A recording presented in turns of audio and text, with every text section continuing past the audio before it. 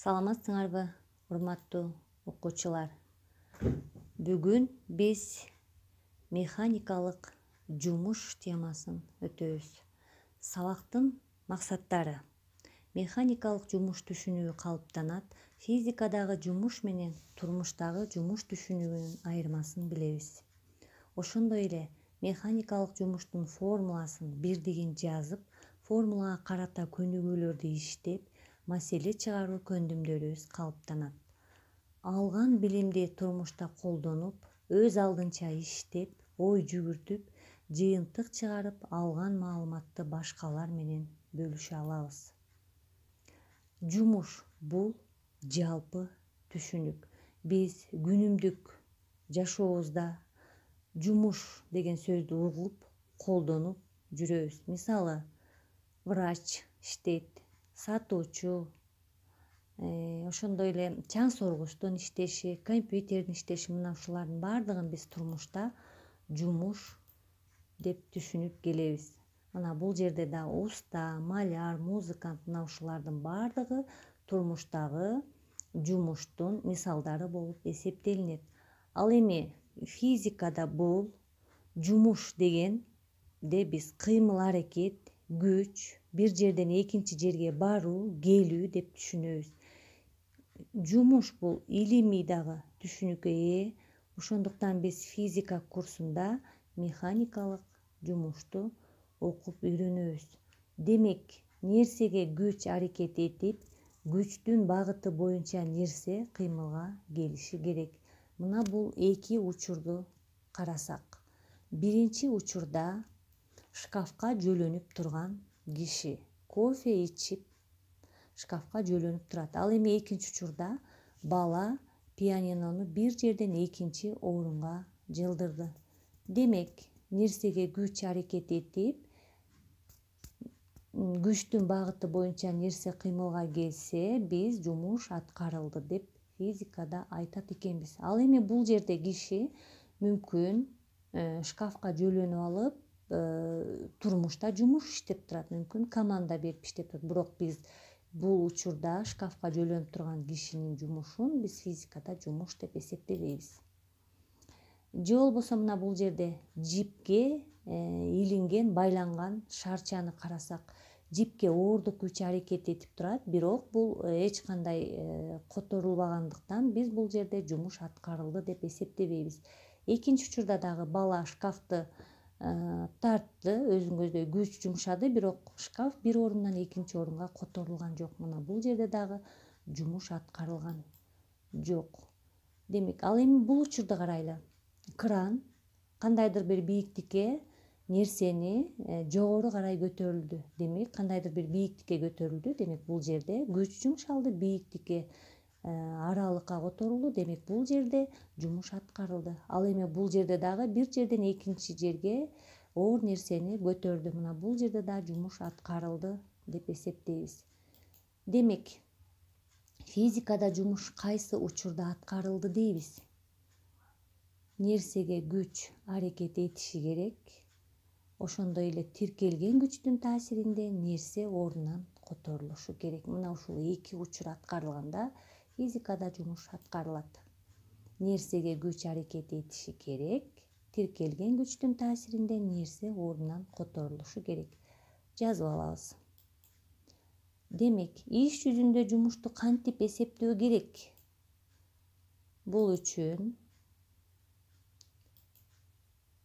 механикалык жумушту эсептөөдө нерсеге аракет эткен күчтү өтүлгөн жолдун узундугуна көбөйтөбүз.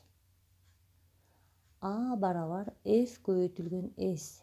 Демек, биздин учурда нерсеге аракет эткен күчтү аралыкка көбөйтөбүз. Бул жерде болсо мына ушул үч чоңдуктун бири менен байланышын көрсөткөн формулалар.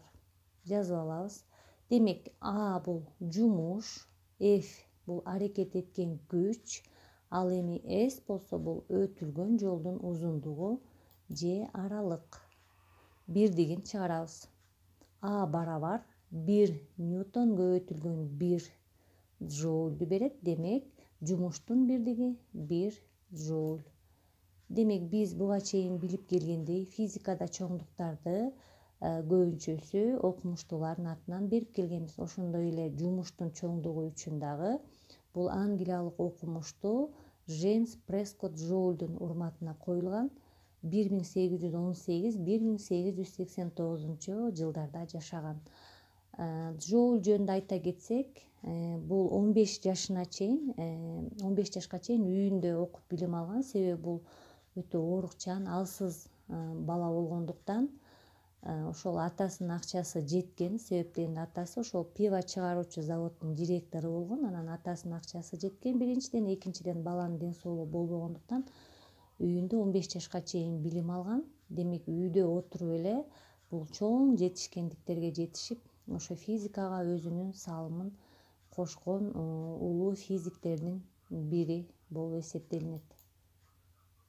Эселүү жана үлүштүк бирдиктери бар. Биз маселе чыгарууда колдонобуз. Көбүнчөсү ошо эселүү бирдиктери менен иштейбиз. 1 килоджоуль бул барабар 1000 джоульго, жана 1 мегаджоуль барабар 1 миллион джоуль. Же болбосо 1 көбөйтүлгөн 10^6 даражасындагы джоуль деп дагы жазып койсок болот. Эгерде А барабар F көбөйтүлгөн S формуласында F барабар 0 же болбосо S барабар 0 болсо, демек жумуш 0 болот. Демек жумуш аткарылган жок. Ушул F же S экөөнүн бирөө 0 болуп калса, анда бул жерде жумуш аткарылган жок деп эсептейбиз. Маселе чыгарууга көңүл бөлөлү.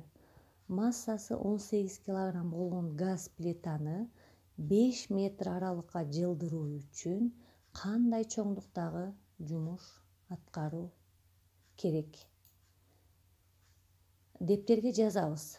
Массасы 18 килограмм, S барабар 5 метр, анан жумушту табыш керек. Жумушту табыш үчүн биз бүгүн алган А барабар F көбөйтүлгөн S формуласын жазабыз.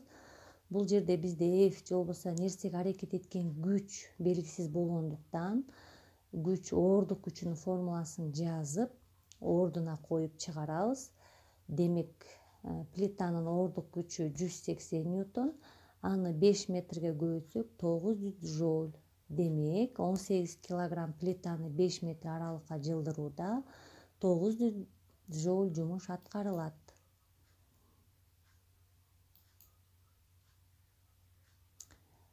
Андан кийинки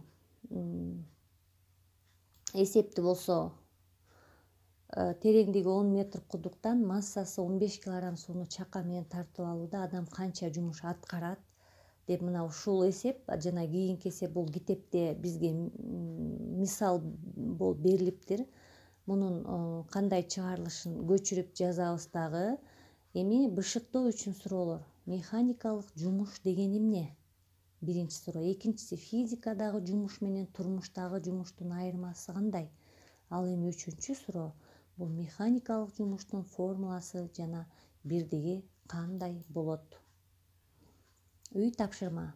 Китебибизде 113-бетте 115-бетке чейин 38-параграфты окуйбуз. Суроолорго жооп бергенге аракет кылабыз. Ошондой эле мына бул эки эсепти иштейбиз. Массасы 1,5 тонна машинасын 25 метр аралыкка жылдырганда жумушту эсептейсиңер, биринчиси. Ал эми экинчиси, салмагы 300 ньютон болгон ташты 3,6 килоджоуль жумуш аткарууда кандай аралыкка жылат дейт. Мына ушул эки эсепти чыгарып келебиз. Ошондой эле мына могул сүрөткө карайбыз дагы. Ушул сүрөттө чоң атабы же ат жумуш аткарабы? Ушул учурда кимиси жумуш аткарат? Мына ушуга жооп издеп келебиз. Анда эмесе ушуну менен сабагыбыз аяктады. Түшүнбөгөн суроолор болсо эмки сабакта бересиңер. Көңүл бурганыңар үчүн чоң рахмат. Баарыңарга ийгилик каалайм.